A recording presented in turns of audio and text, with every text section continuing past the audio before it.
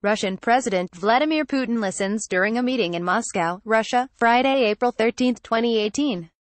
The Kremlin says Russian President Vladimir Putin and French President Emmanuel Macron have agreed to coordinate their actions to avoid further military escalation in Syria. Mihkail Klimentyev, pool photo via AP Russia called for a meeting of the United Nations Security Council following the U.S.-led military strikes on Syria late Friday. The Security Council will meet Saturday.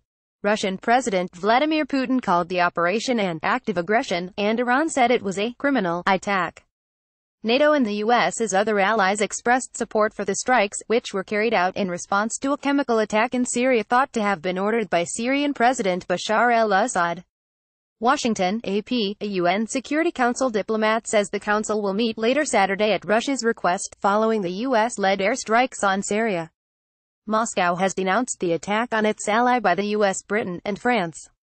Russian President Vladimir Putin calls it an act of aggression that will only worsen the humanitarian crisis in Syria. The Security Council held emergency meetings this past week on the suspected poison gas attack last weekend in the rebel-controlled Damascus suburb of Douma.